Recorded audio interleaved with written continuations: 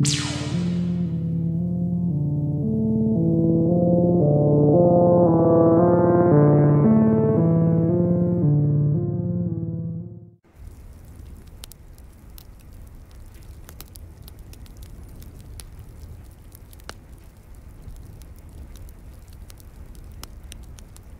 experience left me pretty shaken up for a while.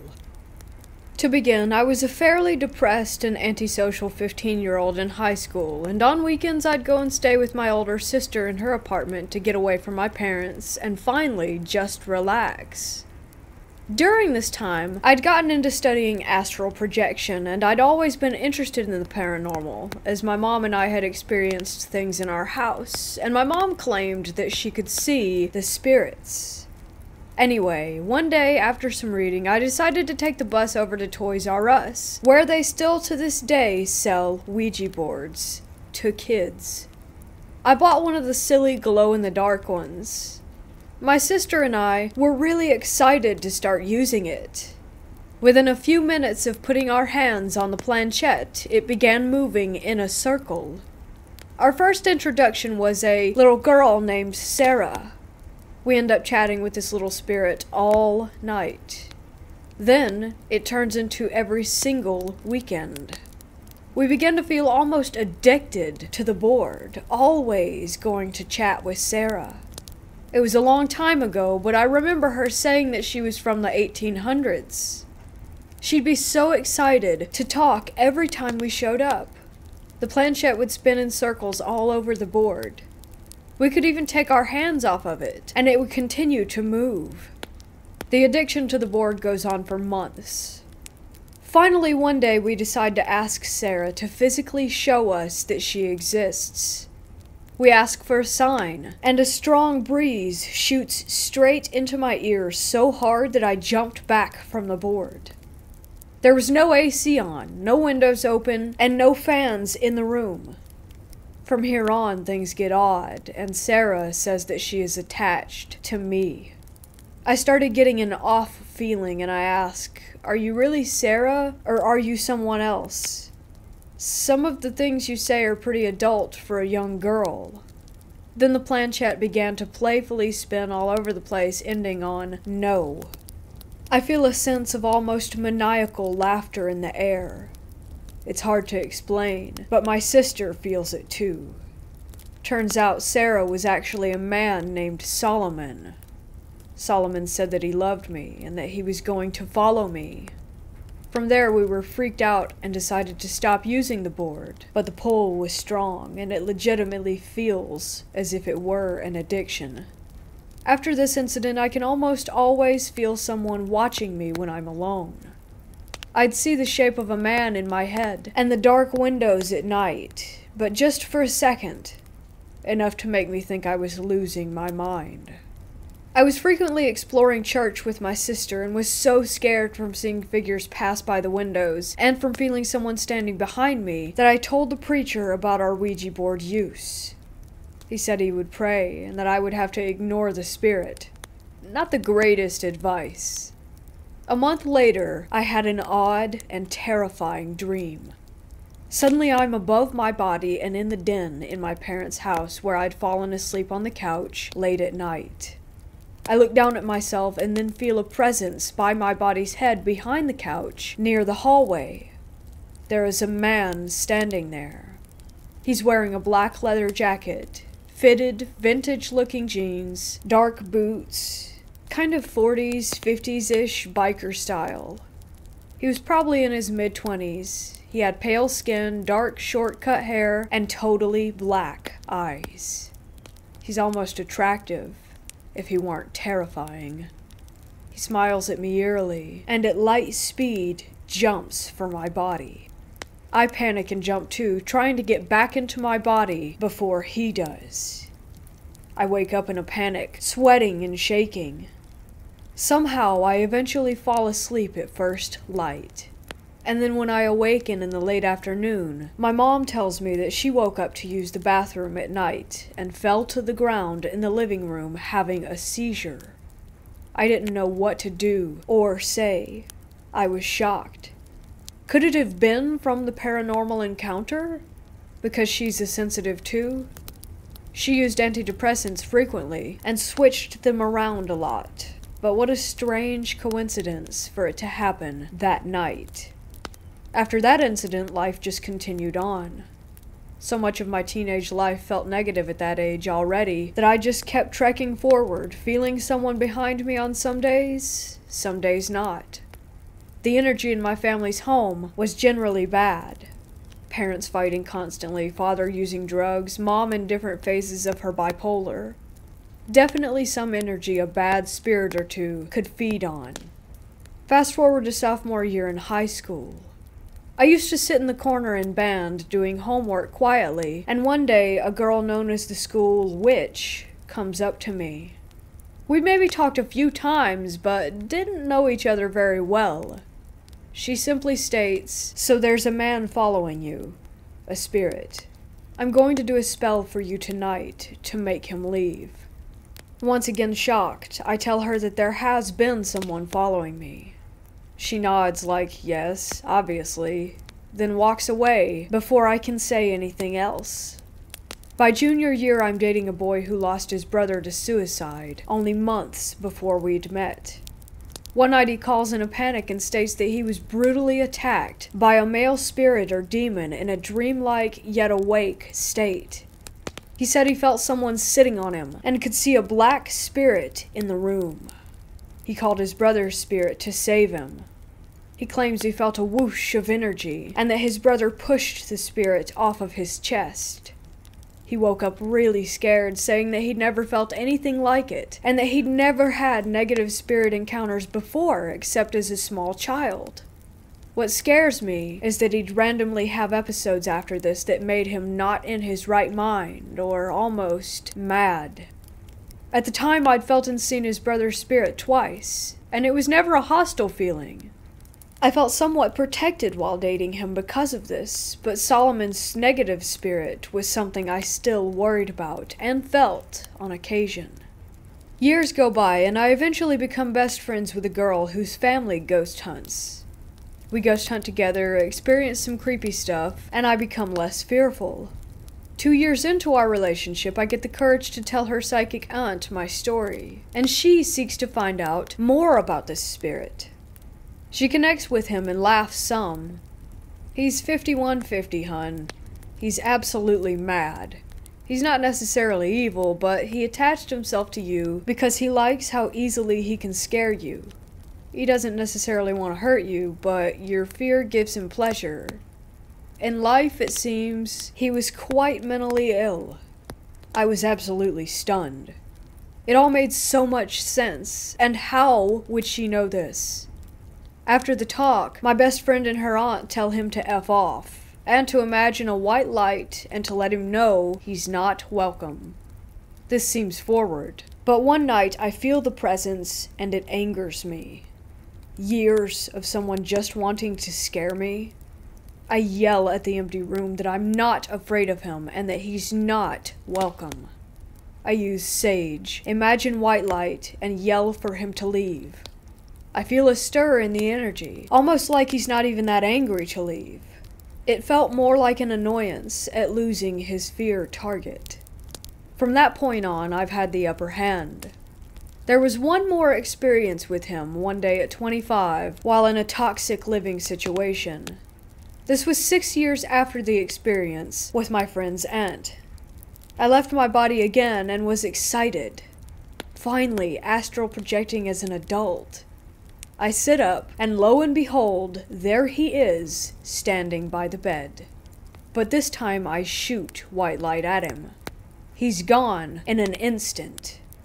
Then my toxic roommate at the time walks through the wall to grab me. I wake up.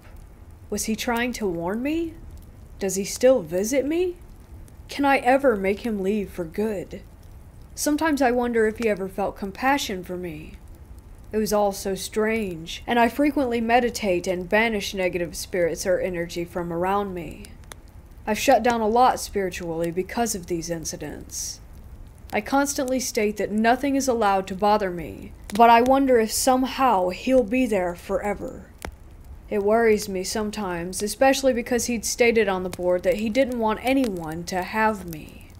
I feel confident that spiritually I am strong, but I've always wondered if there was some deeper level of banishing that I could have, or should have done, or could still do.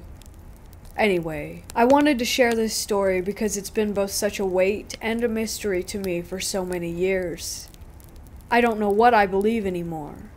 Sometimes I wonder if my extremely negative state of mind drew him to my depressed teenage self.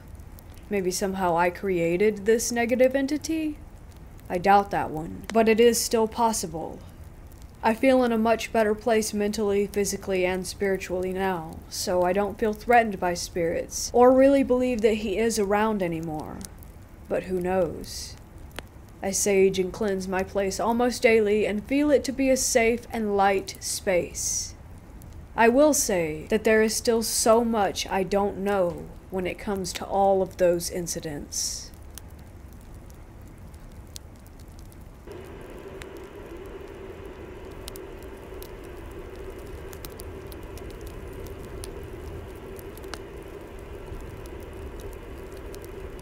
This is a long one, but this is a true and factual story about my experience. I'd like to start by saying that I'm very skeptical when it comes to things people claim are paranormal. I don't just jump to conclusions that a strange event is caused by spirits, but some things I just can't wrap my head around or explain. I won't say that what happened to me and what I experienced was from a spirit, because I don't know 100%. All I know is that I'll never touch a Ouija board again, or be around one, because the experience disturbed me for the better part of a year. Also, I'd like to add that this is only one of 2 paranormal events that I've ever personally experienced that I can say 100% that I don't know what happened. Here we go, starting with the background. I used to think that Ouija boards were a load of crap. I still kind of do. I really don't know how I feel about them anymore, actually. I always saw them as a party game for gullible people, so when my friend Joe, not his real name for privacy, told me that he had one, I just laughed it off. I had only known Joe for about a year or so after meeting through mutual friends. He lived in a small apartment with his girlfriend Lisa, also not her real name, and their dog Vincent. At the time I was only 18. Joe was like 23, and Lisa was 20. For a period of time, I used to go over to their place every weekend after work because Joe bought me alcohol. So one night we were hanging out, and Joe starts talking about some strange encounters he had growing up and how he, quote-unquote, attracted spirits his whole life or some garbage. I smiled and nodded to be polite while he went off on paranormal tangents and started talking about shadow people following him. He then goes into his room and pulls out a Ouija board, but not the one that you get at a store made by a toy company. It was made of real wood and hand-carved. It was actually pretty nice. He said that he had gotten it as a birthday gift from his parents years ago because of his obsession with the paranormal. I didn't inquire as to where it had come from or who made it, but like I said, it looked handmade. While I sat there laughing and joking about it, Lisa chimes in and says, "Joe, tell him about the other night." Joe proceeds to tell me how him and Lisa allegedly spoke to a demon using it, and the demon claimed that his name was Beelzebub. Me being a big metalhead at the time, he got my attention. "Let's do it. Let's try to talk to this demon," I said, half joking. Joe asked if I was sure that I wanted to try it, and I agreed. So we went into his room. We turned off all the lights in the apartment. Lisa lit candles all around the room and we sat on the floor. I was nervous, but I was having fun watching Lisa and Joe's pageantry. It was spooky. I looked over at Joe and he seemed unsettled. I asked what was wrong, and he said that he wasn't feeling right. He didn't like the doors open displaying the darker areas of the apartment. Him and I got up and closed every door in the place, as in every room and every closet. We sat back on the floor and Vincent, the pup, laid on the bed. And we began. I forgot to add, this is very important.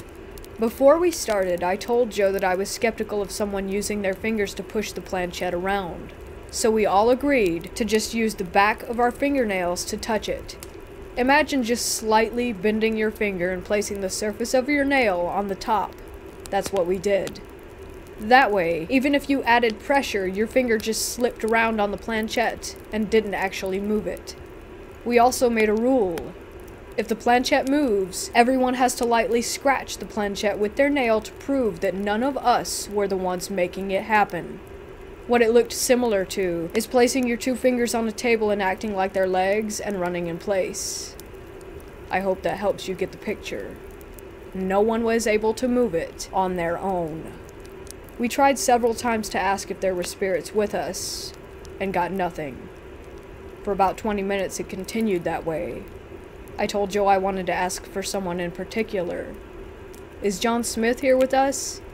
Can John Smith talk to me?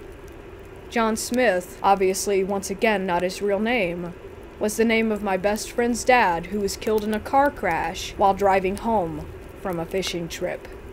That was when it moved, and it was absolutely insane. It felt like a great force just came to life in the planchette, like it had a mind of its own. None of that gliding around the board crap that you see in movies. This thing felt like we were holding onto a person's hand who was tugging and pulling.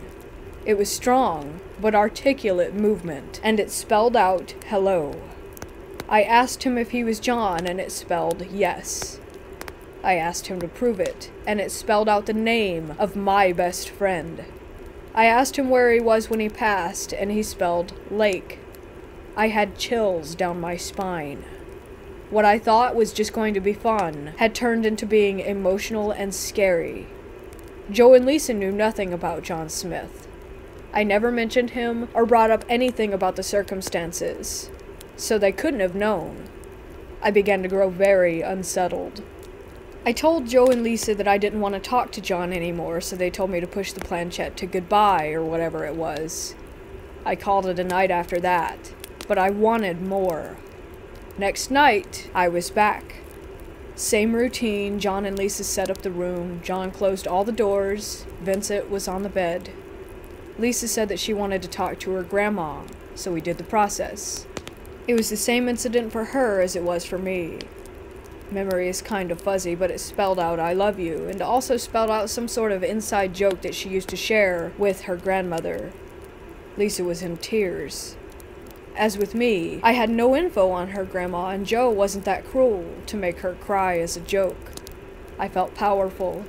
I think we all did. I felt like I was finally a believer, that we had an actual way of talking to spirits. The possibilities. But then, it happened. After the incident with Lisa's grandma, we were all kind of in shock. Joe was comforting Lisa, and I was speechless. We regained our composure and got back to it. This time we were asking the normal, are there any spirits with us? What usually left the planchette lifeless suddenly kicked in with great force. Scary force. The planchette moved violently around the board. We all kind of laughed nervously. We asked, who are you? The planchette shot to the moon symbol. If you don't know, this allegedly means a dark spirit. We all looked at each other, and then simultaneously moved the planchette to goodbye. As soon as we did, Vincent jumped up and ran off of the bed. He sat and stared as if looking at someone. We had that door closed before. Joe jumped up and said, F this, and ran into the kitchen. Lisa and I followed. Joe about nearly had a panic attack.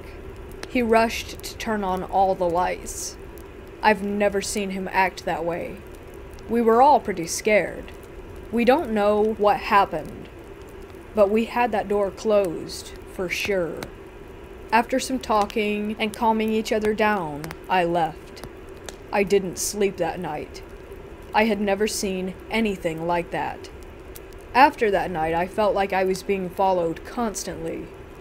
For almost a year, I slept with the lights on. That year ended up being one of the worst years of my life. I fell into a depression and was incredibly paranoid.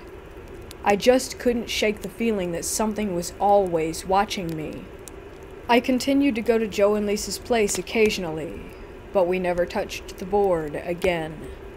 We ended up having a falling out some months later over unrelated drama and never communicated after that. Like I said, that year was horrible for me.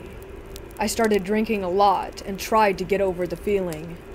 I always felt like my energy was being sapped, like the air was heavy, and I struggled to find joy. The depression was real. Then the experience hit a peak.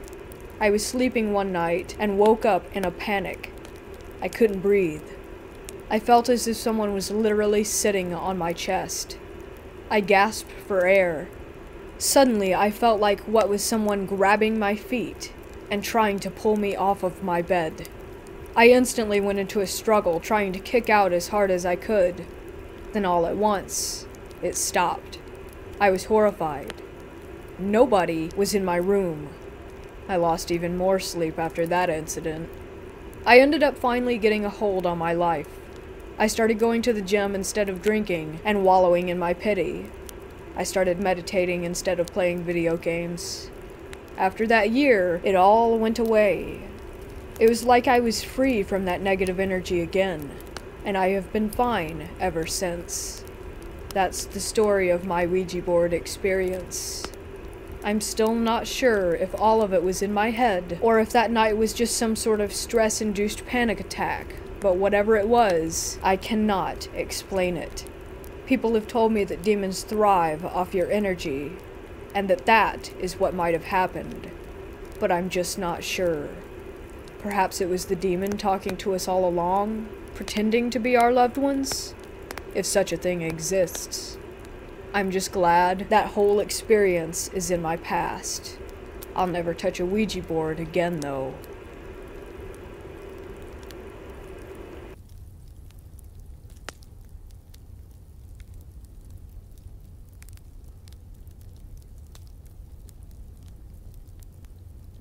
I was 13 years old, 2003. My friend and I were bored and decided to have some weird fun. Now, I've always had interest in supernatural and occult-like things.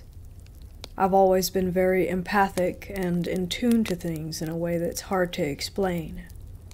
Anyways, I didn't have a real Ouija, so we used paper and drew one, and then used a quarter for the planchette. We asked if anyone was there and if they wanted to talk. Of course, there was nothing for a few minutes. Suddenly, the feathers of my dream catcher in my room started to sway. No open window or AC on. We asked again if anyone was there, and then it felt like there was a pull. We allowed ourselves to let go and just see what happened. It went to the yes. We asked what its name was, and we felt pulled towards D and C. Just those letters, D, C. Odd. A minute or so later, my grandma called for us that she was ready to go, as we were about to go to the mall. We stood up and walked out of my room. My friend looked at my face and gasped, and told me to look in the mirror. I had about a 2-inch scratch on my face that was not there before.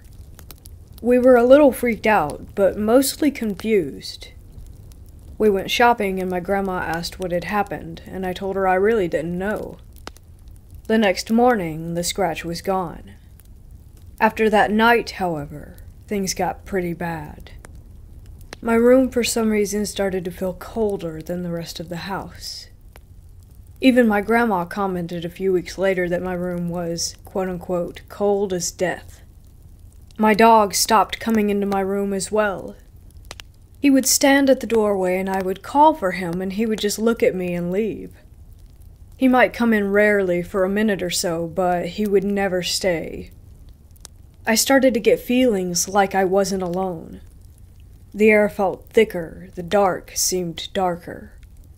When I was home alone, I would hear things, footsteps and creaking. One night, it all came to a head.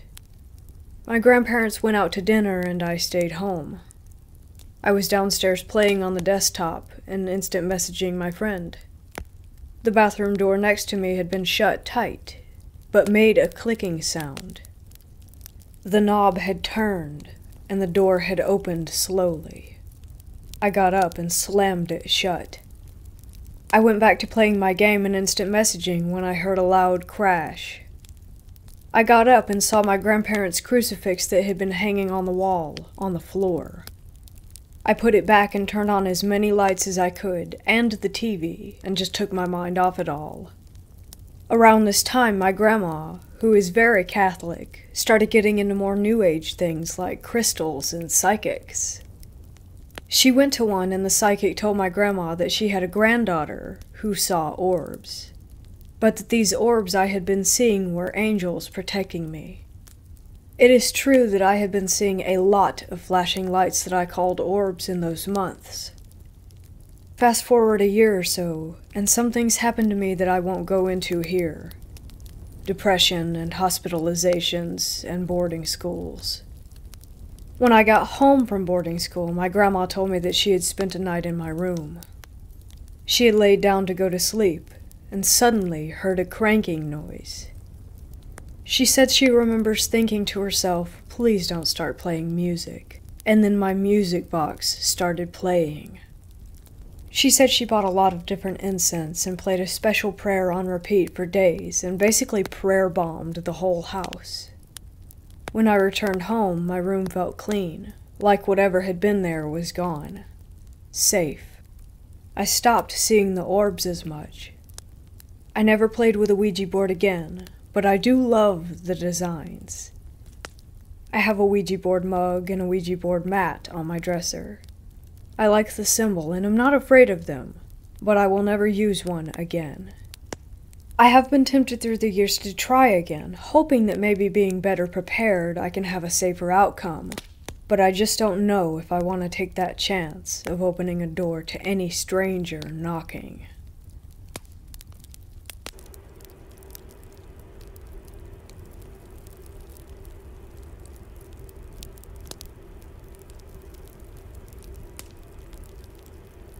When I was in middle school, I went to a friend's birthday party sleepover where we did the typical girl things like painted nails, did makeovers, and watched a movie. It was all normal until my friend suggested that we make a Ouija board. On a sheet of paper, we scribbled out yes, no, goodbye, along with numbers and the alphabet. She told us all the rules, and we nodded in agreement that we would follow. I remember the first movement happening, and I looked across to the girl facing me, insisting that she had moved it. She said that it was not her that moved the clear pebble that we were all using as a planchette. We asked it dumb questions like who we each liked and if our crushes liked us. Typical middle school girl things. I don't remember much of these sessions other than a particular name, Wanda, and that we had asked her if she was a demon and that she had told us that she was not. After a while, this was no longer scary and we began to enjoy it more and more. I remember feeling so excited, like I just wanted to keep on playing as if it were a video game. The next day I told my dad about it. My family was pretty open-minded about those things, so he wasn't mad or ashamed, he just wanted to make sure that we were all safe about it. Fast forward, and I was in my first year of college over at a friend's place for her birthday, and she had talked about how she found a Ouija board and that we should try it. I was a little hesitant as now I realized the true implications. We eventually started setting boundaries, but I was still hesitant to believe that the planchette was actually moving on its own. My friend asked questions like, "When's my birthday?" and "What's my name?" I shifted to questions not about myself, tending to ask about the entity rather than me. My friend suddenly asked if the spirit knew my deceased grandfather's name, and it spelled out Lewis. I was in shock because none of my friends could have known that. I know that I hadn't directed the planchette to the letters, so I was surprised to see that it was correct. Later on, another friend of mine had said that she felt something grab her foot under the table. I was right next to her, and I didn't feel a thing. At that point, I was like, okay, let's say goodbye and call it a night. It was all just too weird. I've never had a truly bad experience, but it's still very creepy, to say the least.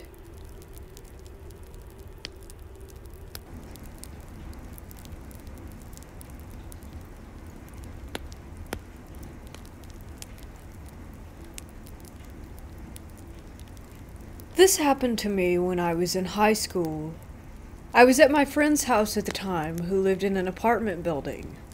She had a neighbor who lived upstairs, and was a few years younger than us, who we hung out with when I visited my friend's apartment. On this specific day, my friend's neighbor mentioned that she had a Ouija board, and asked if we wanted to use it with her. We both agreed, as I personally didn't think Ouija boards were actually paranormal, and thought it was a myth. We went into a garage area of the apartment building and put our fingers on the planchette. For the first few hours, nothing really even happened.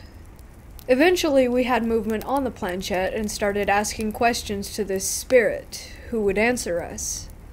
I forgot who, but someone asked if the spirit was trying to communicate with anyone. Interestingly enough, it spelled out my name. I was skeptical, and thought it was one of my friends messing with me, so I asked what its name was.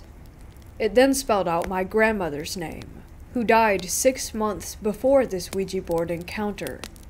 I started getting a little uncomfortable, as my grandmother's name is in another language, and my friends did not know this language, nor have I ever told them what her name was. They wouldn't even know how to spell it either. Weirded out, I asked what my grandmother wanted. She started spelling out U-R-G-R, and then the planchette started going in weird circles, and even going off of the board, and wasn't spelling out anything that made sense.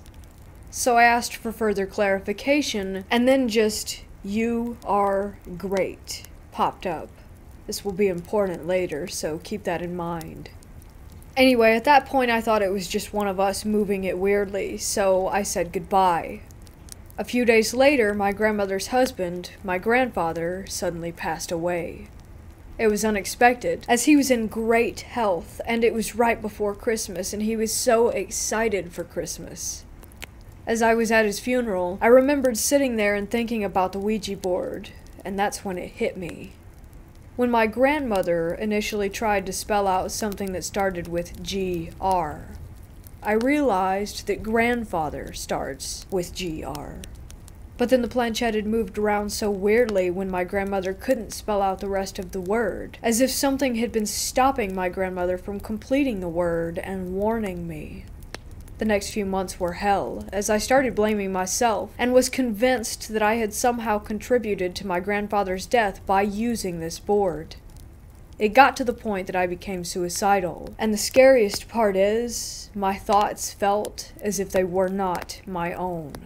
As if something were trying to lead me toward taking my life, as they were very dark. I can't explain it, as it could have been guilt. But I felt like something was watching me all the time, and felt a strange presence in the next few months after using the board. There's also the fact that the night of when I used the Ouija board, I was in the bathroom and I was underneath some lights.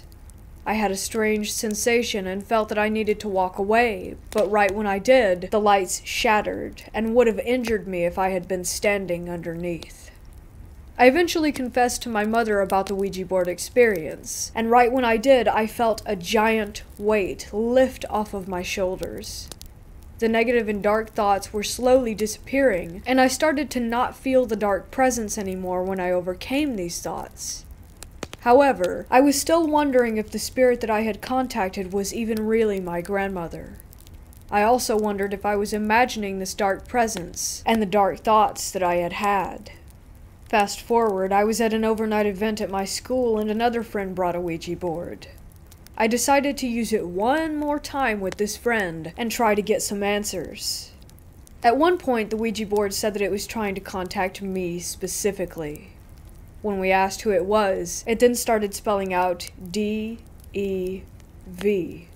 We started panicking, but then it spelled out to a word that I forgot. I dismissed it and thought it was nothing, but my friend decided to look up the word. A few weeks later, she told me that the word meant devil in another language. It was then confirmed to me that it may not have been my grandmother who was contacting me the first time. There is also the fact that there may have been something that was trying to get to me and did not have good intentions. To this day, I am convinced that this spirit only tried to warn me about my grandfather so that when he passed, I would have felt guilty. By feeling guilty, I was more vulnerable to the spirit's influences, to the point that I would almost take my own life. I do not know if this is what actually happened, but it's the only logical explanation that I have.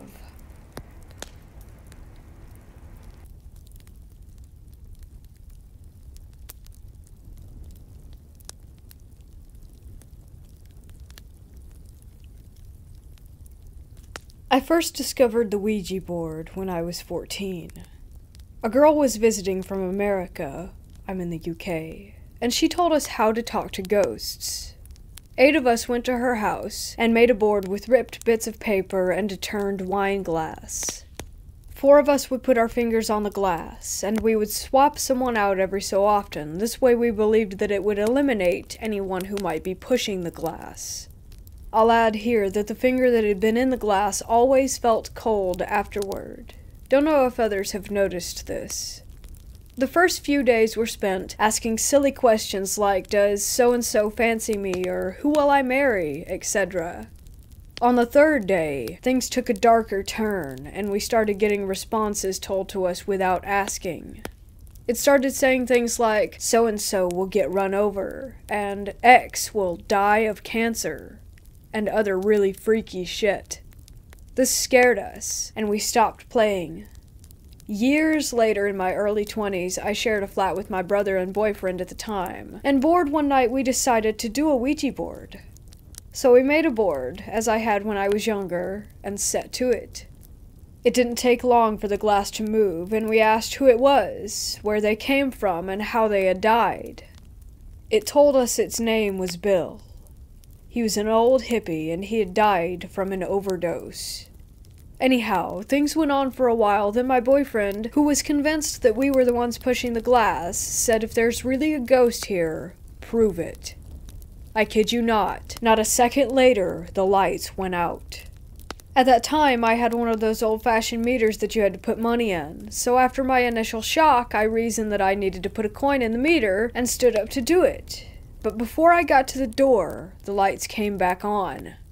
Somewhat spooked, I sat back down and me and my brother put our fingers back on the glass.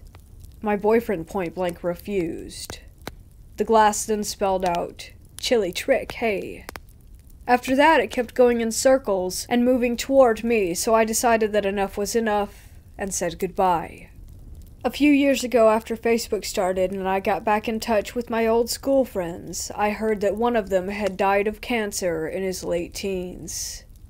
Not sure about the other prophecy, but I know that I'll never do a Ouija board again, and I firmly believe that we do tap into forces beyond our 5 senses.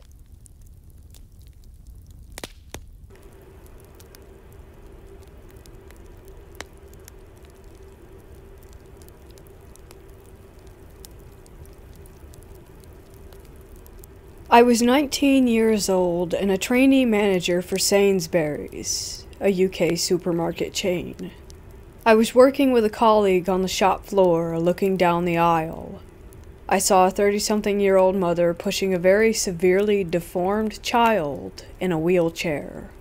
Although I wasn't aware then, but since have become aware. I wasn't aware then, but since have become aware that the child had probably been born with hydrocephalus, leaving its head distended with fluid. The child also only had one arm, and was sort of curled up in the chair as if pained. As they passed us, we pulled our restocking trolley out of the way, and just as they were adjacent to us, the child let out a terrible sort of howl. To be honest, it left me shaken for several minutes.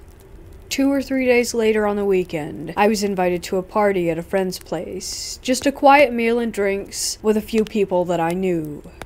After food and a few drinks, the girl whose flat it was suggested that we try the Ouija board that she had recently bought. I was a total skeptic of the Ouija, although agreed to play for a bit of fun.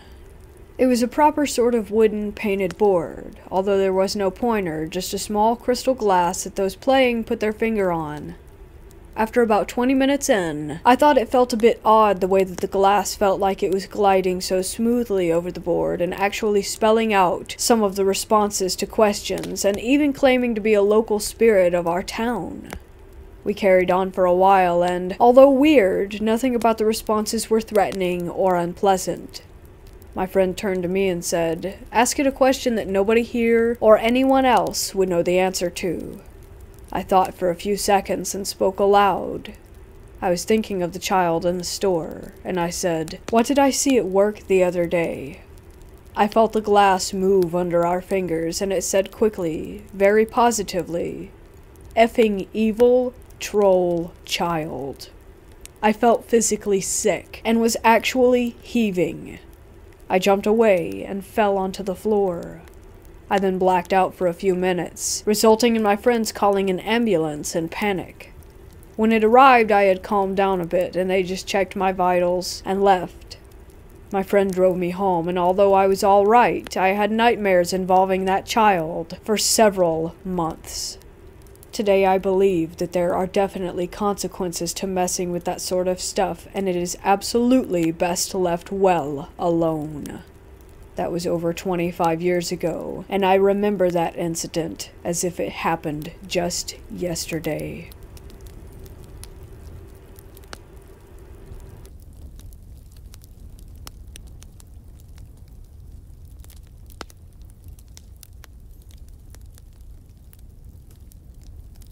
When I was younger, my mama would leave me home alone with my older brothers.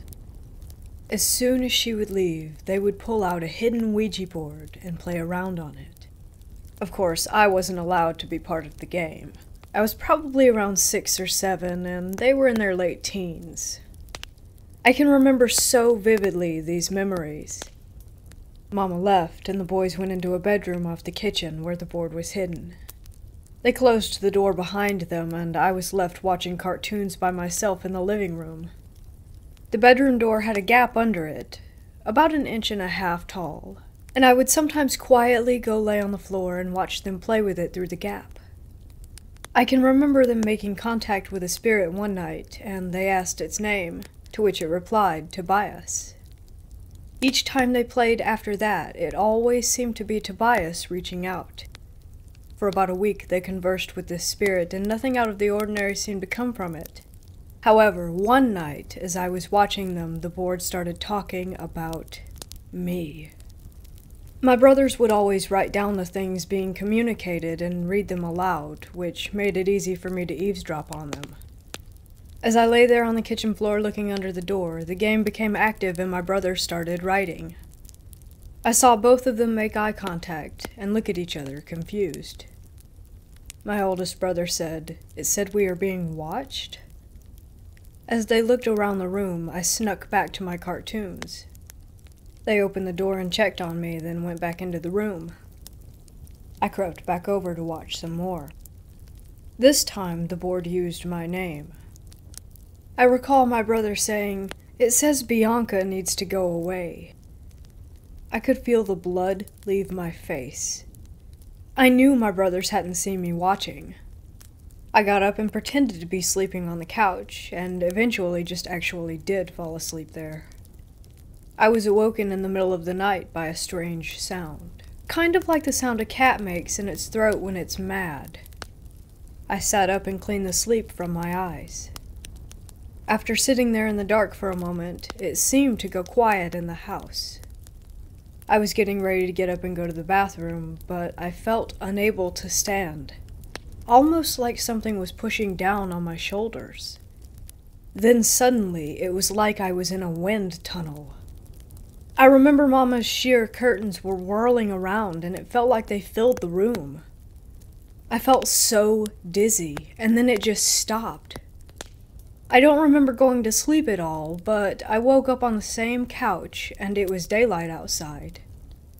I have never spoken about this to anyone, but the story doesn't end there. My brothers continued to mess around with the board, which I was no longer wanting to be around. It got to the point that weird things were happening to them, too. They would talk about it amongst themselves, and I would play oblivious. One night, my brothers walked out of the bedroom with a rolled-up sheet and scissors. They told me that they would be right back and walked out the door. The next morning, I learned that the board had said some things that really frightened them. they took it down the road to the old iron bridge near our house to cut it up and throw it over into the water. We were all sitting in the kitchen eating breakfast when we heard a loud crash outside. We ran out to see a car had wrecked on the bridge. My brothers were sure it was because of the Ouija spirit that they thought they had disposed of the night before. The person who wrecked happened to be a person that my brother went to school with. He told my brother that he wrecked because as he was driving over the bridge, a demon-like figure appeared next to him in the car.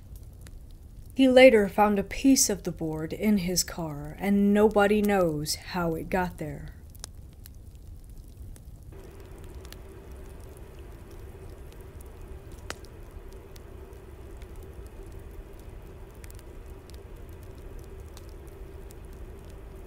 This is a story from my life that I've told to people, especially teens, to warn them to never use a Ouija board. When I was a senior in high school in 1989, my brother came home from college on spring break and told stories about him and some friends using a Ouija board. It had done some things to freak them out, so we dug out the one that we had in our attic. I don't know why we had it or where we got it from. He showed me what they had done, but nothing happened to us. I brought it to a friend's house and we tried it out a few times over the course of several evenings, and then about the third or fourth time, it really started to pick up in its responses. We had been starting by knocking 3 times on the corner of the board and saying something like, "Come, spirit," or something to that effect. Anyway, the marker really started to move around the board and spell things out.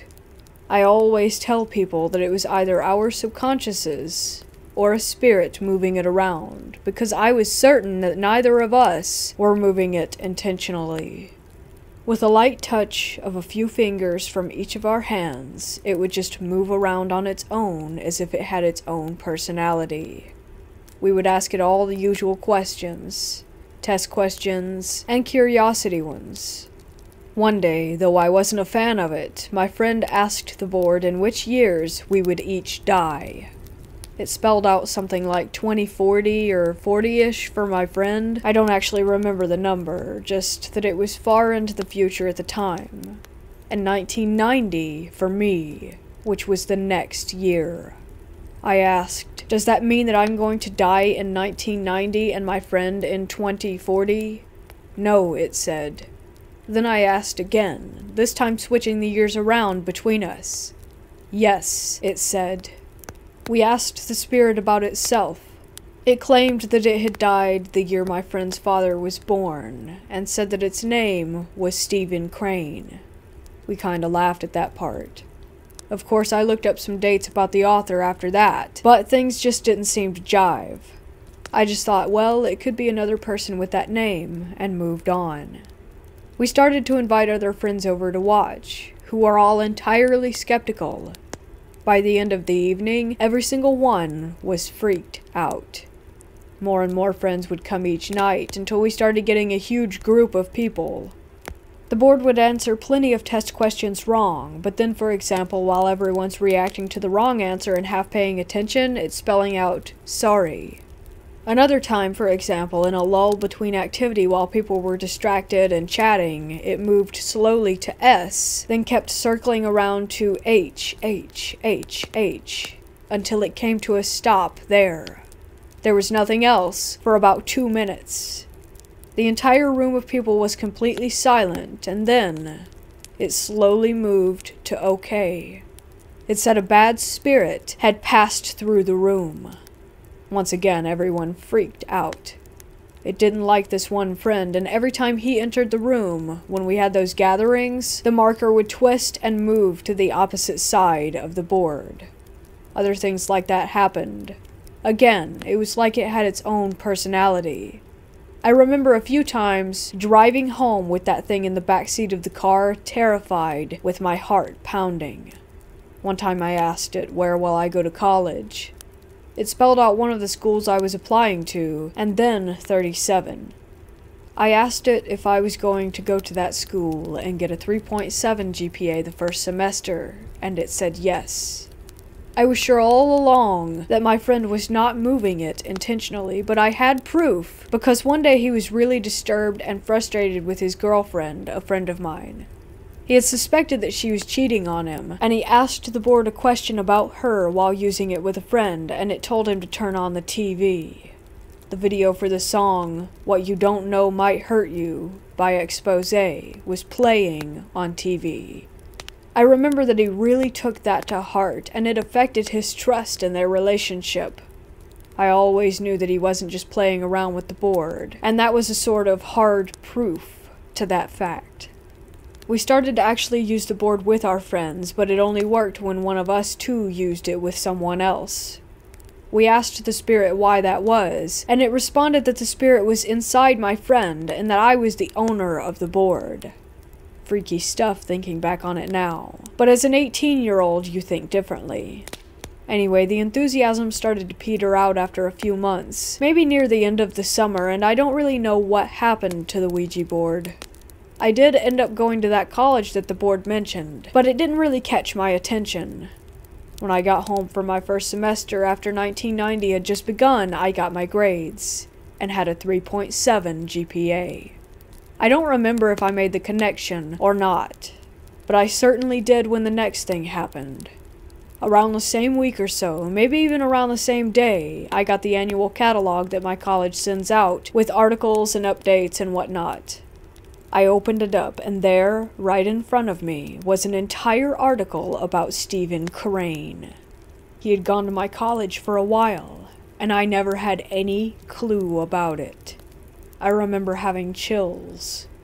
Finally, the sad part is that later in 1990, after returning to college classes after Thanksgiving break, my friend, one of my best friends, died suddenly and unexpectedly from a heart problem. I don't know when I made the connection with the board, because by then it was over a year later. But at some point, I did, and when I did, I started to put the whole storyline together. It sank in more how creepy and dark the whole thing was. I am happy in life, very blessed. I did go through a form of spiritual growth some years ago where this darkness was left behind, and the story of my past doesn't haunt me. I share it in the hope that it's helpful for others.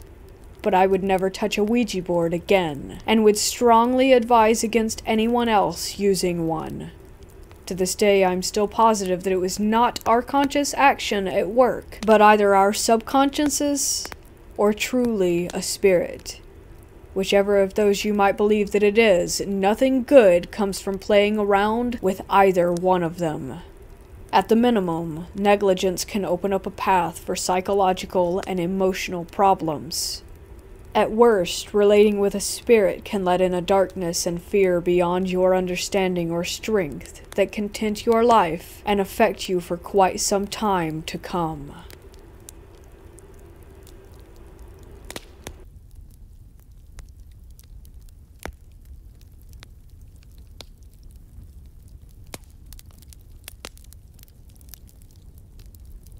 When I was younger, I used to be obsessed with ghosts and all sort of haunting shows. Now, I'd never particularly had a reason to believe that my house was haunted, but one day my brother came home claiming to have found $10 out of nowhere. I'll never know for sure if he was just messing with me, but after curiosity got a hold, I asked him where he really got the money from. Stupid me assumed maybe a friend? Perhaps he stole it from my parents' wallet?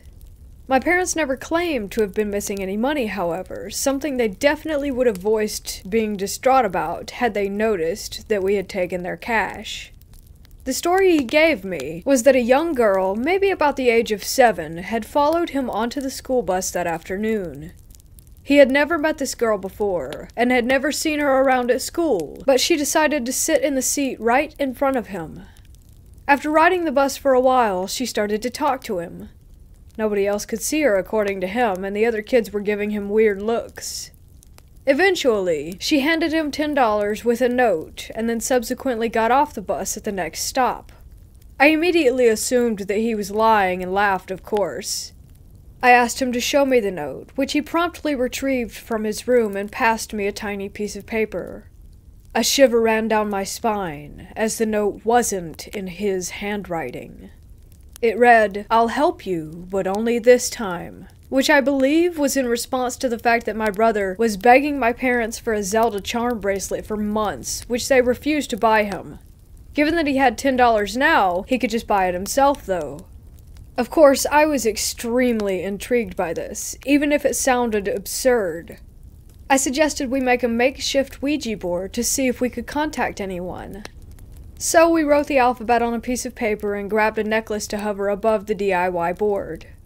My brother was interested too, so he decided it could be fun.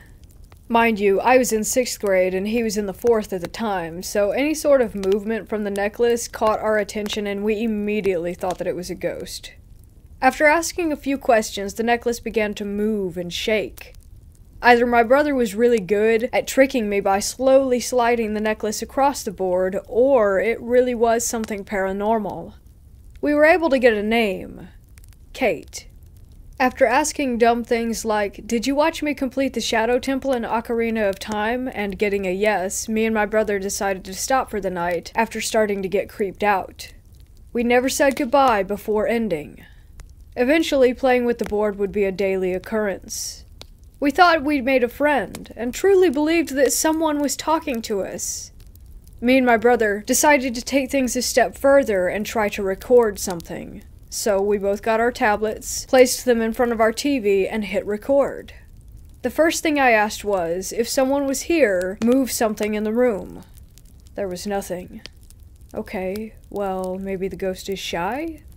We decided to repeat the same question, but this time we said that we would leave the room and give it a minute. We went downstairs for 5 minutes, and when we got back up, our tablets had both fallen to the floor and stopped recording. Coincidence? I mean, things fall, especially when you're not careful at placing them. So we brushed it off. In December of 6th grade, though, things got really weird.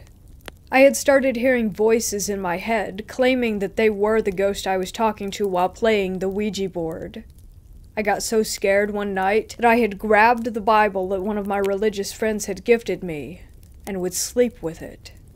Eventually, I told my mom that there was a ghost telling me scary things. I won't get into detail, as some of it was a little graphic. She and my dad argued for a while about whether or not I was schizophrenic, and if I should see a therapist.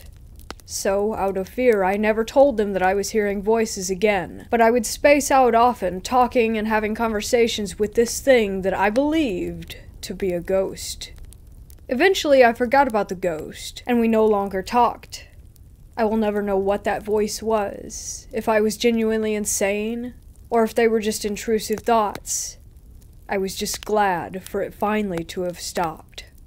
Nothing necessarily paranormal has happened to me since, besides my TV turning on randomly in the middle of the night, or feeling that someone was pushing my legs with some sort of unknown force every once in a while. I sum it up to just be my imagination playing tricks on me now, but I do still have this looming feeling that ever since I've played with that Ouija board, I have some sort of spirit attached to me, following me.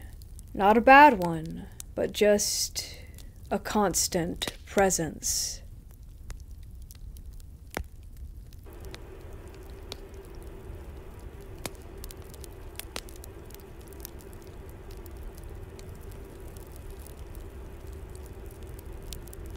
I just had the scariest experience. I lost my ex over a year ago and had bought a Ouija board in desperation out of longing to communicate with him. I tried countless times, and it never worked, so I stored it away. Yesterday, my current boyfriend's good friend passed away. Suicide. I didn't know him very well. Today, I had a random thought to maybe try to communicate with him. I pulled out the Ouija board and asked to speak with him.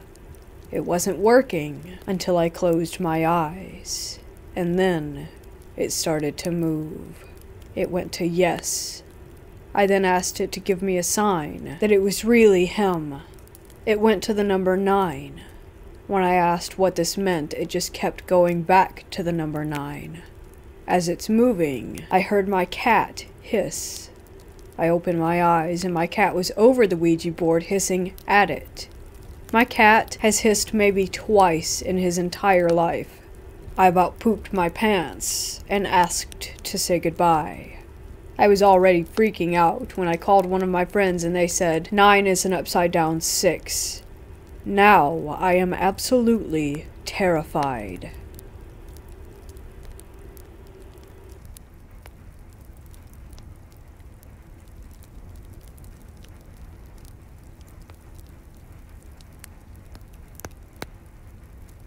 I have always been interested in the paranormal and going ghost hunting, as me and my friends called it. This story takes place on an October night in 2005. We had gathered at my dad's house for a party. We lived way out in the country in an old farmhouse. We decided to drive up the road to an old cemetery because one of my friends showed up with a Ouija board. I said we weren't going to use it at my house, but I was game to use it somewhere else. About 6 of us piled into different vehicles and took off. When we got there, we set the Ouija board up on an old concrete barrier that surrounded the entrance of the cemetery. For context, the cemetery was set on a hill surrounded by cow pastures, fields, and trees. Across the road stood an old, white church. There were 2 security lights that lit the church area and the entrance to the cemetery. There was one more security light that lit the field next to the only house for about 2 miles. We all stood in a circle, planchette in the centers, hands all on it. My friend led the seance and asked if there was anything in the cemetery with us. At first nothing happened and we all stood still and quiet. Then the planchette slowly moved toward yes. Immediately we all started accusing each other of moving it, but everyone swore that they didn't. An eerie feeling fell over us as the planchette moved back to the center of the board. About that time, we heard what sounded like wind initially, but began to get closer. It sounded like the footsteps of multiple people running in circles all around us. We were all wide-eyed, looking at each other when someone said, "I'm out." Another person said, "We have to tell it bye or the spirits will follow." The leader of the group spoke to the board and said something along the lines of, "We are saying goodbye to you," and the planchette quickly jerked to no. It was pretty obvious by how shocked we all were that none of us had done that.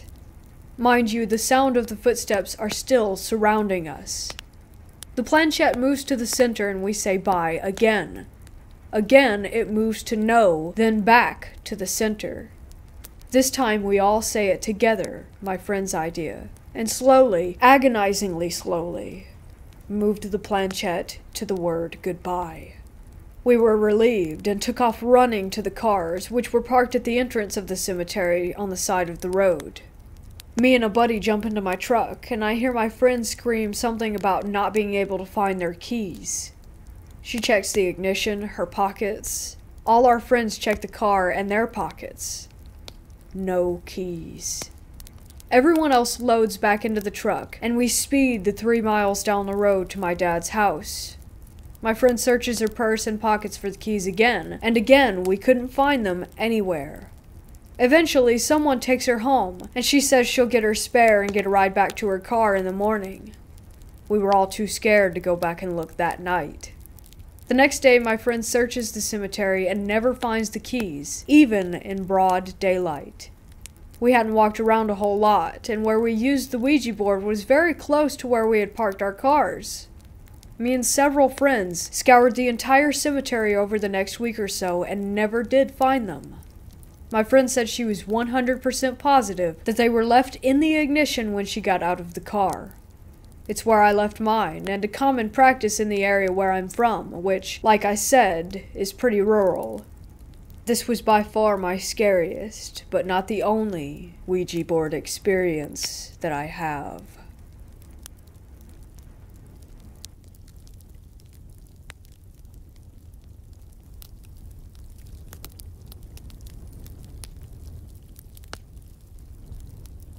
In high school, my friends and I were messing around with a Ouija board one night. We had done it before, and nothing remarkable had ever happened. We usually did it to try and scare each other or our girlfriends. We all thought it was a joke. That night, there was no one else home except the 7 of us, and we were all together around the board.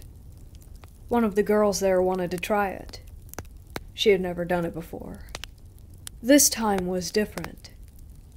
The board misspelled some of the words the same way every time.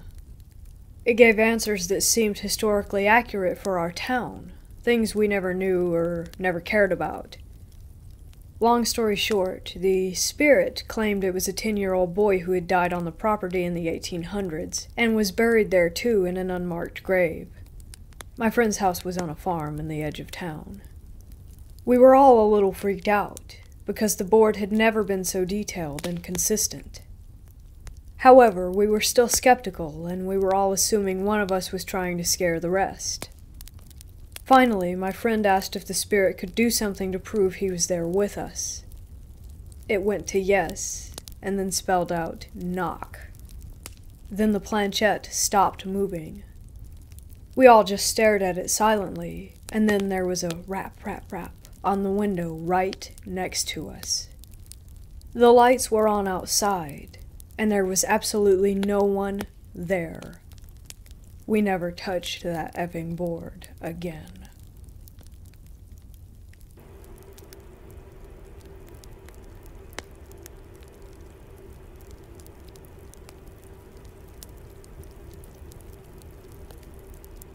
People often wonder what would happen if they used a Ouija board.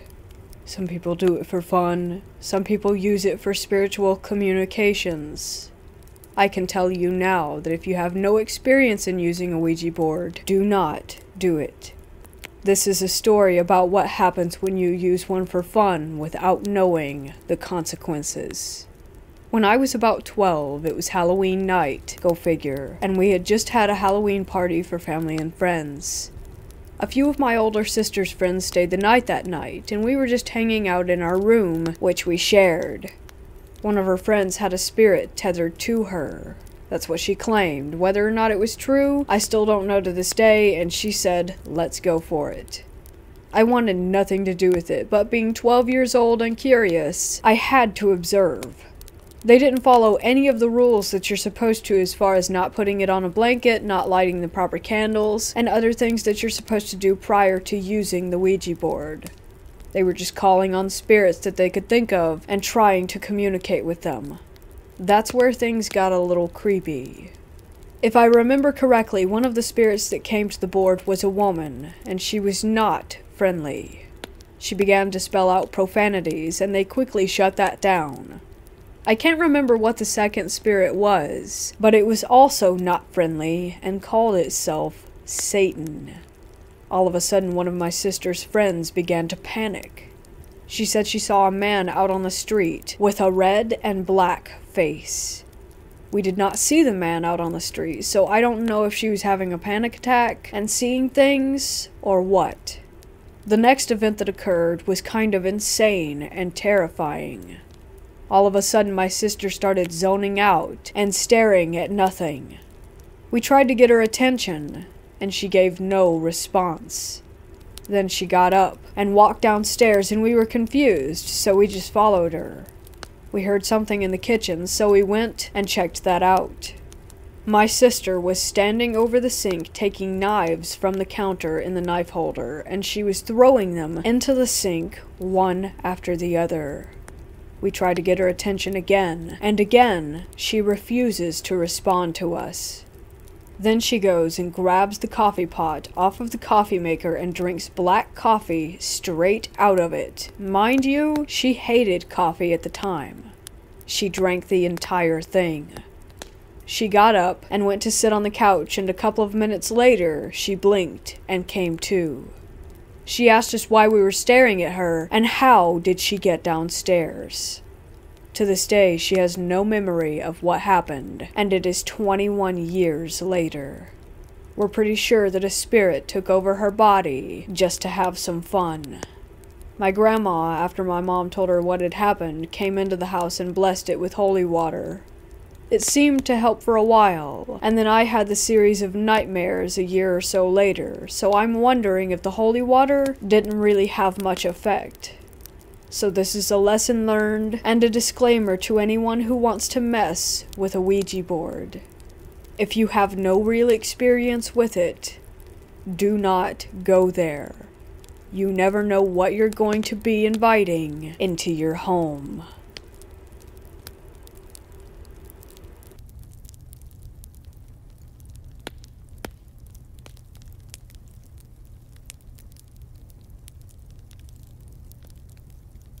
So a couple of years ago, I want to say like 2 or 3, me and my friend were bored.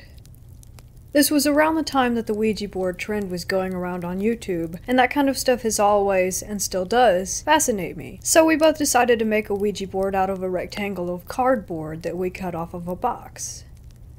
I believe we also made a ghetto-looking planchette out of cardboard too, with a hole cut out of the middle and everything. So anyways, we brought the thing into the basement of my house. Already a huge mistake, as I learned after. And we started messing around and using it. I don't even remember what we asked it or anything that really happened in detail, but I do remember being in such shock because I felt a strong connection, almost like a magnetic pull, pulling it down and moving it from underneath.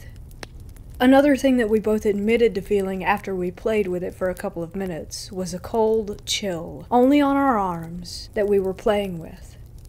It wasn't really a breeze, but it just felt, well, bone-chilling. The point of this story comes into play now. That night I was in my bedroom, and I got up to go to the washroom, which is straight across the hall from my room, to brush my teeth and get ready for bed. I left my phone on my bed before leaving. So after I was done getting ready and all, I opened the bathroom door and immediately noticed that my room's lights were turned off. This threw up a red flag in my mind right away, and while I was scared, I just thought it was nothing and flipped the lights in my room back on. I went to grab my phone to distract me from the adrenaline and try to calm me down before bed, and I didn't see it on my bed. Or anywhere, for that matter. I got creeped out, and immediately flipped the lights off and jumped into bed and hid under the covers. I tried to fall asleep, even though the thought that the Ouija board we had used earlier that day was in the closet about 5 feet away from me would not leave me alone. I swear I heard a faint knock from inside my closet multiple times that night, but maybe it was just my mind messing with me. The next morning I wasn't as scared or freaked out as I was the night before, and I got up to take a shower. Once I got out of the shower and stepped out of the bathroom, my phone was right there, on the floor, right in front of me. To this day, it still troubles me, and I have no idea what happened that night.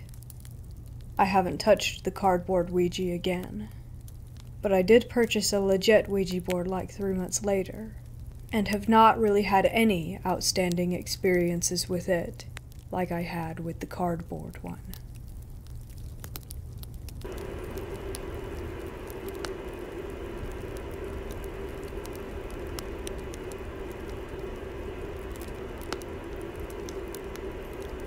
When I was about 15 years old, I was a very curious teenager. I had only heard stories of the Ouija board, but had never actually tried it. So one weekend, my best friend slept over, and we decided to take our chances. My mom was super against me buying one, and she would have killed me if I would have brought one into her home. So my best friend and I took a big poster board and made our own Ouija board. We lit candles and turned off all the lights. It was about 1 a.m., and everyone in the house was asleep. When we started out, it was slow, but then the planchette started moving all around the board. I was convinced that my best friend was the one moving the piece around, but she denied it, and I trusted her not to lie. We asked how they died, and they just said, sick. After a bunch of other questions, we asked, how can you prove that you are who you really say that you are? They responded with, cemetery.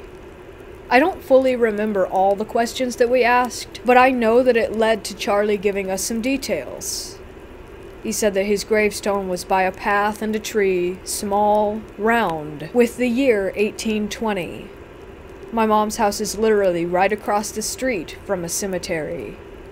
I can look out the window and directly into it, so we are very, very close.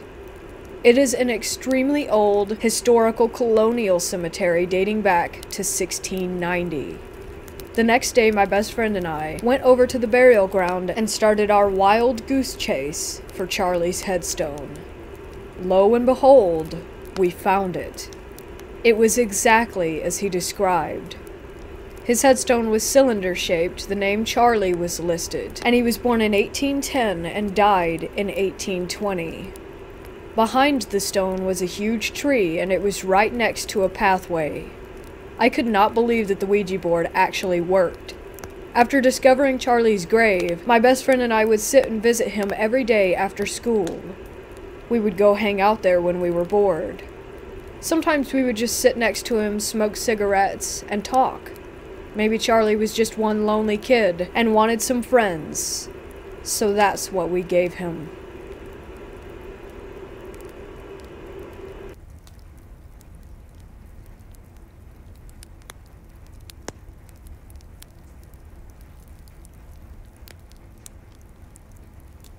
About 2 years ago, my Nana brought home a Ouija board that she found at a yard sale. I have always been a true believer in the paranormal, and it's always been one of my peak interests. I have heard or read enough stories and watched enough shows to know not to mess around with a Ouija board, and quite frankly, they kind of freaked me out, so I wanted nothing to do with it. My Nana, on the other hand, doesn't believe in the paranormal whatsoever, and thought it would just be a fun game for myself, my brother, and the oldest of my 2 cousins. I left it on the dining room table for days before she made me put it away. I ended up sliding it under my bed in hopes of just forgetting about it. My brother, 11, and my cousin, 12, bugged me about it constantly because they wanted to play with it and I wouldn't let them. I tried to explain to them that it wasn't just a game, and that it shouldn't be messed with, but they were preteen boys who couldn't help but do things that they shouldn't. One day after I got home from work, the boys were there and I had this sneaking suspicion that they played with it. I looked under my bed and it was there, but I just had this odd feeling. That's when I went downstairs and interrogated them about it. At first, of course, they denied it, but I saw right through them until they finally admitted that they had in fact played with the board. I asked them if they had said goodbye when they were done, and they claimed that they did. My cousin likes to over-exaggerate stories big time, and makes things up to be overly dramatic, so when he told me about a couple of things that supposedly happened, I didn't believe him at all. Also, they were boys who liked to mess with each other, so I assumed that's what was occurring. Anyways, a couple of nights later I got in bed, and as I lay there trying to fall asleep, I got this feeling like I was being watched. I looked over at my closet, which has 2 sliding doors, and I noticed one of the doors is slightly opened, leaving a small space. It creeped me out for some reason, so I turned and faced the other way, trying to ignore everything and just fall asleep. I finally passed out, and the next thing I know, I'm woken up by what felt like someone or something hitting me in the back of the head. I was lying on my back, so the back of my head was fully on my pillow, which made it even weirder. And it wasn't a light hit, either. It scared me so bad. I was shaking. I look around my room and I don't see anything, but then all of a sudden I hear my floor creaking like someone is walking around my bed. After laying there for a good little while, I finally got the courage to get up and grab my phone and book it to my living room. I sat and tried to calm down. I could still feel a tingling, pulsating sensation at the back of my head. I turned on my phone and realized it was 3 in the morning. I called my boyfriend, now husband, with tears streaming down my face from being so freaked out. He didn't pick up, and I swear I called him another 15 to 20 times before I finally gave up. I sat in the chair until my Nana got up around 6. I didn't tell her what had happened, because I knew she wouldn't believe me and would say I was acting stupid. After she got up, I had breakfast and then called my boyfriend again, and he finally answered. He told me he had his phone on silent mode so that he didn't know that I had been calling. I gave him so much crap for this, let me tell you. I told him what had happened and he felt so bad and felt like an idiot. He told me he would have come over in a heartbeat to comfort me and was so apologetic. Later that day, he came over and we took the Ouija board to a junkyard to get rid of it. My husband is the only one in my family that knows what happened, and I didn't experience anything again after I got rid of the Ouija board. So once again, moral of the story, Ouija boards should not be messed with.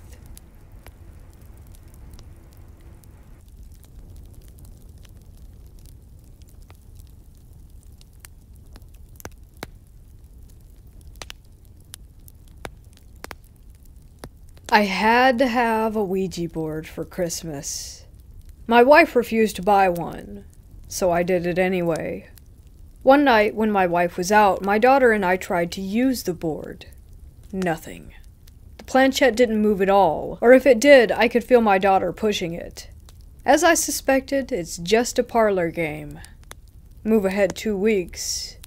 While working in the garage on a guitar amplifier that I was building, I had a very strong feeling that I was being watched. As I had spent many hours previously on this project without any sensations, this was disturbing. It got so bad that I couldn't spend more than a minute or so in the garage after the initial encounter without the hairs on my neck going up. Then came the whispers. More like a shh, shh sound, actually. Kind of a be quiet between 2 or more people lurking about. This only happened when entering the garage from the house. And later when my daughter called me at work to say she heard shh, shh when entering the darkened dining room. Since she was alone at the time, I blamed it on the cats. I too experienced it in the house, but usually only when entering the garage itself. Finally, I decided that enough is enough. I went into the garage one night and yelled at whoever was there that they had to leave because they were scaring the crap out of us. No more whispers after that. I wasn't yet into paranormal investigations at the time, so I didn't have a digital audio recorder to leave in the garage overnight. It bothers me now that I had real live spirits in the house to test with, and I didn't have the equipment or the moxie to do anything.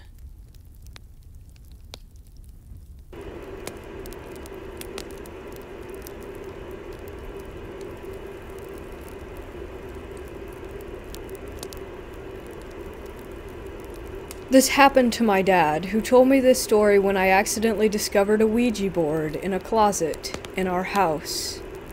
He was living in Spain at the time, and during the 1970s, he bought that Ouija board. He told me that one day he talked too much with a wise entity who responded to everything so clearly and philosophically. The thing is, my dad asked it, "Where are you?" And the board started to mark random numbers and letters such as 1652AC, 8820, that kind of thing. My dad, who was consternated, thought that it was decontextualized.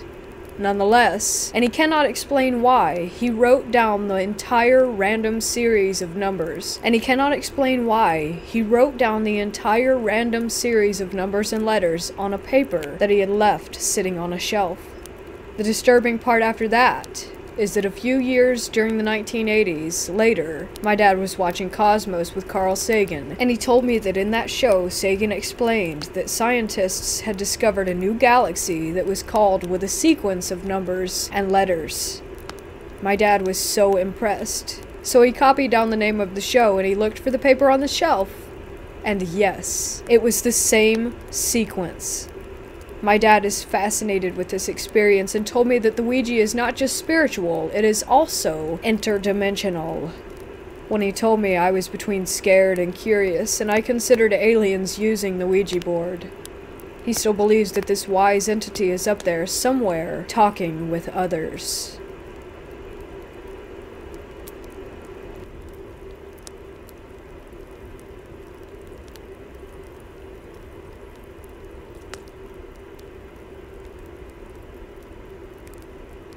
This happened about a year ago in a park near my house. My brother and I are very spiritual and believe strongly in this type of stuff. I had this one Ouija board for a few years now, gifted to me by my old stepdad. We decided to use it one night and got in contact with a ghost. It went pretty well, and we did it again a week later. We talked to a new ghost, and the ghost from the first time. It was pretty cool and insane to experience something so real. They were very nice, and we were very respectful since we take this stuff seriously. Toward the end, we asked that they would not follow us home and that they would let us leave. They agreed, and we said goodbye. They moved the planchette, therefore they said goodbye with us.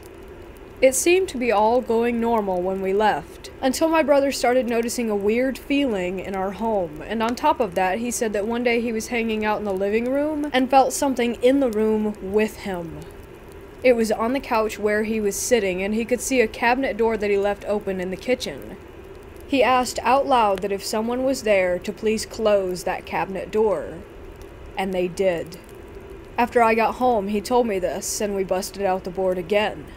I know that you shouldn't use the board in your home, but I felt like we needed to know what was going on. We asked if the ghost who was in our home was the ghost from the park. The planchette moved to yes. Fast forward a year today, and we still live in the same house. We have a few experiences with ghosts and spirits in our home, but never the one from the park. Plus, I never go to the park anymore. My question to you guys is, what made this follow us home? We did everything we were supposed to do, had a very friendly encounter, and they moved the planchette to say goodbye. I read that that's usually all that you need to do, but we did all that, and it still didn't work. I don't believe that the ghost was negative or evil, considering that they just left our home after a while. Or at least I think, since I don't feel them here anymore. My brother is convinced that the ghost was messing with us, since during the conversation when we asked their religion, they just muttered out a bunch of nonsense. I guess that could be it, but I'm wondering if there could be another reason that they followed us home.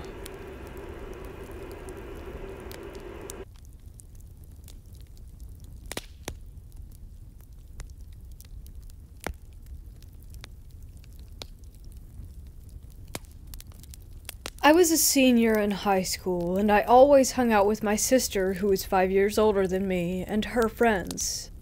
That night it was us siblings, her best friend H, who was the same age as my sister, and our friend G, who was about 20 and enlisted in the army. We thought it would be a great idea, since it was close to Halloween, to play with a Ouija board for the first time. We got a Ouija board and decided to turn off all the lights in the house and light a few candles to really set the mood. So we sat on the floor of the living room and started our little game. I was sitting between H and G, across from my sister. It took a while, but we finally got a response when G asked if anyone was there. The planchette slid to yes. We kinda giggled because we thought it was one of us. But then it started spelling out Mama. My sister and I immediately go pale and make eye contact across the board. Our grandmother had passed away next door, about a year prior to this. Before we could ask another question, the planchette spelled out the word love. We still weren't convinced. A little spooked, but not scared. G then asked the board, "How many children do you have?" And the planchette slid to the number 2, which is the correct number of kids that our grandmother had. It's important to know that G and H didn't know very much about our grandmother. They came into our lives after our grandmother had passed, so they never met her. The planchette then spelled out the words, "Roll Tide." Now we live in Alabama, and my grandmother was the biggest Alabama football fan. She would watch every game. The Alabama football catchphrase is, "Roll Tide." My sister and I immediately begin crying because it just seems so unreal. And then the planchette starts moving again. This time it's sliding around and going to the word goodbye. I ask, "Do you want us to stop playing?" And the planchette quickly slides to yes. My sister doesn't want to stop. She asks, "But why? We want to ask you more questions." And the planchette quickly moves across the board to spell out the word bad. That was more than enough for me. I felt like if this was my mama, and she was telling us to stop playing, maybe we should take her advice and quit while we were ahead. She said bad. Did that mean that something bad would happen? Or that doing that was bad? With the Ouija board? I don't want to find out. But after trying to convince my sister and friends, it did no good. The planchette keeps circling the board and going back to goodbye over and over again. Finally, everyone says goodbye because it's clear that nothing else was going to be discussed. But then, for some reason, I was talked into participating again. This time when something answered us back, the planchette moved across the board even faster, but it was between two letters only. Z-O-Z-O-Z-O. And that's all it would say. I don't know what the others felt, because we really didn't talk about it much. But to me, it felt like the room became colder. It was then unanimous that we did decide to say goodbye. We were shaking. Whatever we had just spoken to didn't feel right. My sister and I decided to sleep in the same bed. I remember lying in bed and being huddled together and just looking around the room. Every sound made me jump. I swear, I could see dark humanoid figures all around. Maybe it was paranoia, but I definitely did not sleep at all that night. I kept thinking about how Mama or whatever was imitating her had said bad, like it was a warning. My sister ended up getting rid of the board shortly after. I'm not sure what she did with it. I know her and some other friends tried to play with it again in a very old graveyard near our house with graves that dated back to the 1800s. While they were playing, they heard what sounded like footsteps in the woods around the graveyard, and what sounded like scraping on one of the headstones. I don't plan on touching another Ouija board again.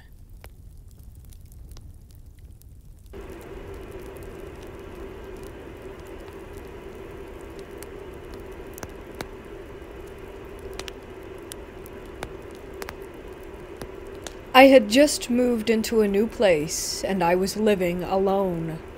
I bought a Ouija board and played with it my first night there by myself. Nothing really happened, so I stashed it in my dresser under some old jeans and forgot about it. A few weeks later I was having a party, and suggested that we all play with it. Everyone agreed. I went to get it, but it wasn't there. I was dumbfounded. I'm pretty tidy. I know where I put it, but I could not find it. I couldn't explain it, so I just said that I had misplaced it. I had basically forgotten about it by the next morning. Fast forward 6 months. As I'm going to bed, I lie on my stomach. I slide my arms under my pillow to get comfy. My hand hits something. It's the planchette. I have no idea how it ended up there. I threw it out, and I have never seen it again, but I fear that whatever happened with the board, and the fact that I was an edgy teen, opened something up. I was into all that black magic crap. I've done lots of rituals with seemingly no results. There's a lot more to this story. Basically, my roommates and I were terrorized in 2 separate houses by something that we cannot explain. Like it was following us. All I know is that it looked like a little girl, but I don't think that it was. I never believed in this kind of stuff, but it's hard to deny what we all experienced.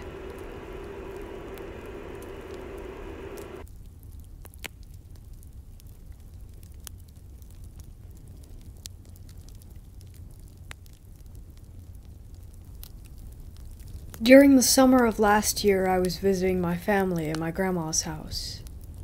I met up with my cousins and we decided to take the day to go out, eat, and catch up.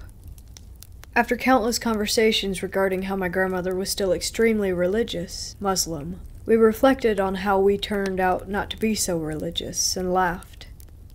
Until we had the brilliant idea of playing with the Ouija board in my grandma's living room, where, mind you, she had a chandelier that played 2 small verses from the Quran every time it was turned on. When we went back to the house, it was already nighttime, but we decided to wait a little longer before we began. Meanwhile, out of curiosity, we asked our grandma about the Quran lights. She said that her uncle had installed them about 6 years ago and that they had stopped working, reciting the verses, not actually lighting up the place.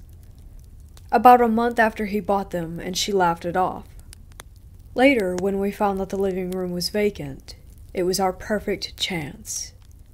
We turned off all the lights and settled around the table where we placed the Ouija board and everything. We began the process, following the instructions carefully. After about 15 minutes of nothing, we decided that the Ouija board didn't work, and that we didn't have the true paranormal experience that we wanted. It was our first time playing, or trying to. We closed it up and I got up to go turn the lights back on, and the second I did so, the chandelier started reciting holy verses of the Quran. I froze in place and stared at my cousins, who looked just as shocked as me. I turned the lights off immediately and got out of the room while one of my cousins rushed to take the Ouija board out of the room as well. One of my cousins said that this is a warning from God, that a spirit had entered and that the Quran was pushing it away. I didn't believe him, but we turned the lights on again, and that time the verses didn't play. I thought it might have been a coincidence, a creepy one, but a coincidence nevertheless. My cousin grabbed the Ouija board and stepped back in with it, and she turned on the lights, and again the chandelier recited the verses. This time she looked at me and said that there was no way that it could be a coincidence. We all agreed that we wouldn't mess around with it again, and we threw out the Ouija board the next morning. The chandelier never recited the Quran again, and we never told our grandma about it.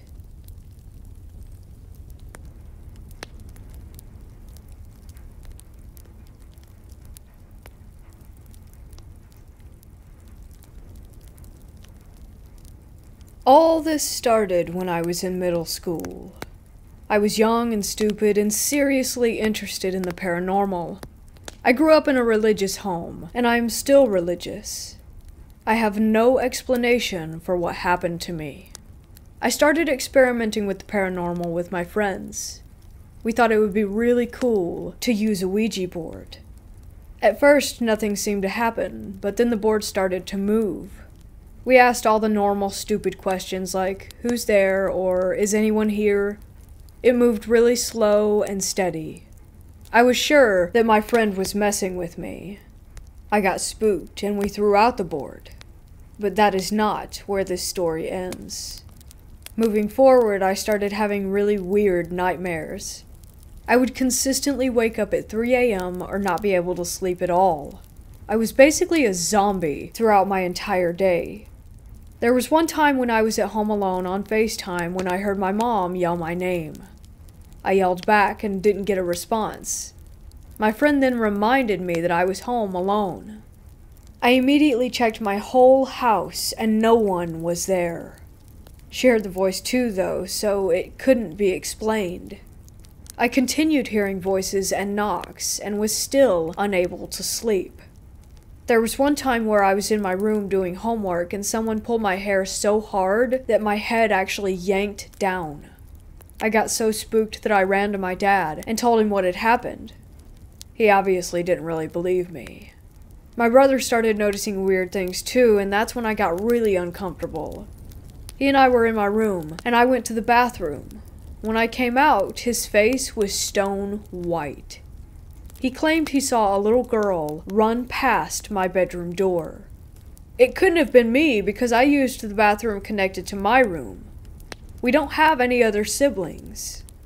Another time I was on FaceTime again with a separate friend and I had my phone out in front of me when I walked into my bathroom. My friend asked, "What is that behind you?" And as soon as she said that, the lights shut off. I sprinted to my brother's room and of course nobody believed me again. The icing on the cake though was when I was asleep one night and I woke up suddenly. It was 3 a.m. again and I was completely paralyzed with fear. I couldn't move. All I could see was a hooded figure in all black staring at me from the corner of my room. I couldn't see its eyes. I just knew that it was looking at me. It began to float toward me, and then pressed all of its weight on my chest. I couldn't talk or move. After silently crying for what felt like forever, I finally croaked out the word Jesus, and it fled from the room through my door. After that incident, I told my mom everything about the Ouija board and the experiences, and she finally believed me. She could see how scared that I truly was and knew that I couldn't be lying. She immediately got to work and blessed me and the house. I haven't had anything that terrifying happen to me since, and I no longer live in that home.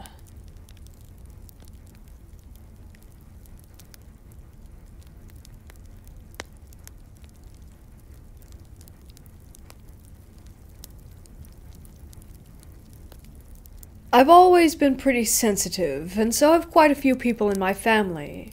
I've seen dark figures, recorded a few voices, but nothing too major before this story.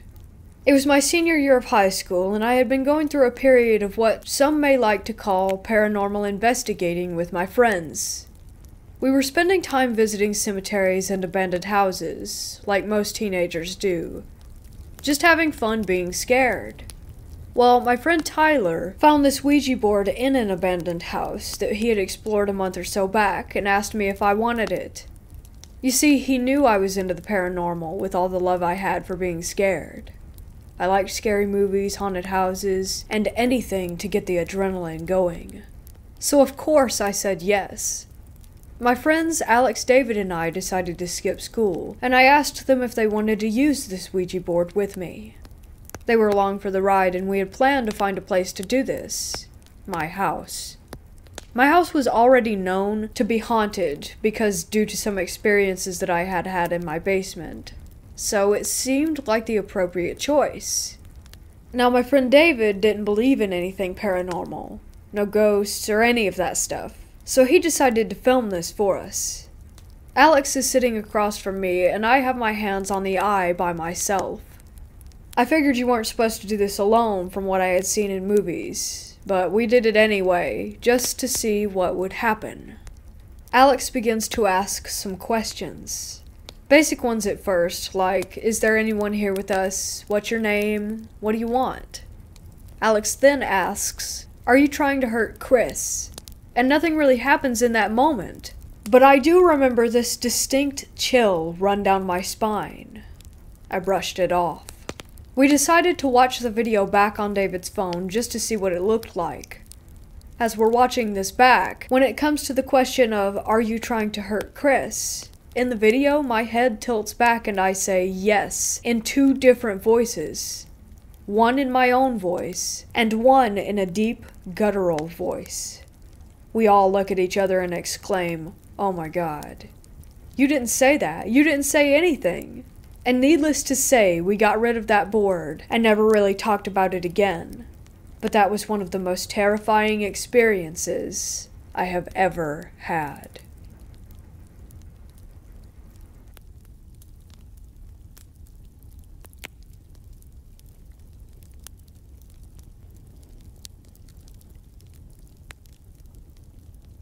Ever since I was a kid, I had paranormal experiences.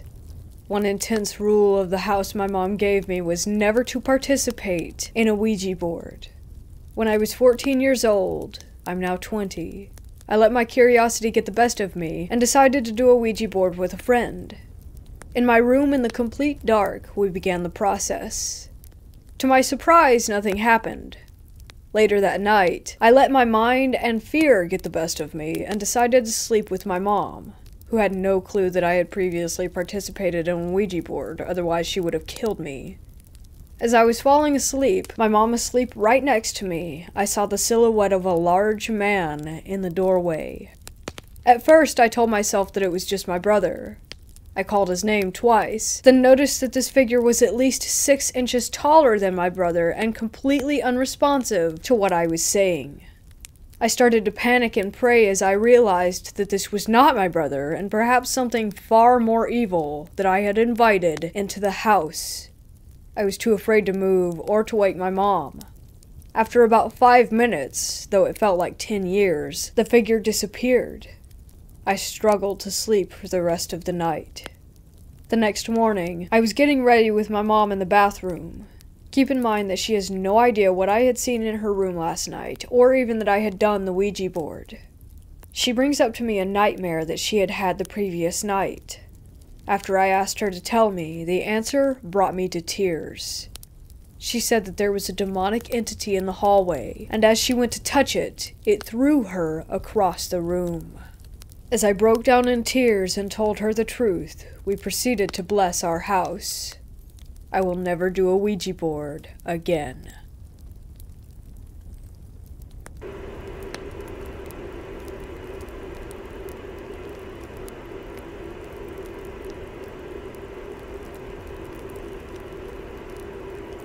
This won't make sense until later in the story, but my brother's room is on the second floor of my house. He has a door that leads up onto the roof, and it's pretty high up, so there's no way to get up there. Anyways, this was when I was around 13 or 14. My twin brother got a Ouija board recently, and me and my friend always used it. One day we decided to play with it like usual just because we were bored.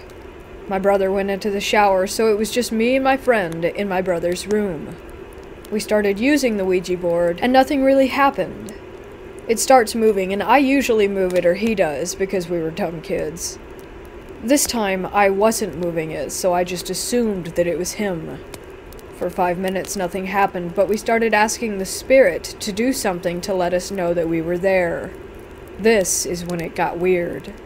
Outside the door in my brother's room, the one that leads to the roof, me and my friend started hearing humming and singing sounds. We got pretty scared, and kept asking questions to the Ouija board. After that, there was a subtle banging or tapping kind of noise.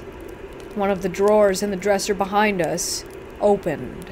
We said goodbye and put it away. Haven't used it since.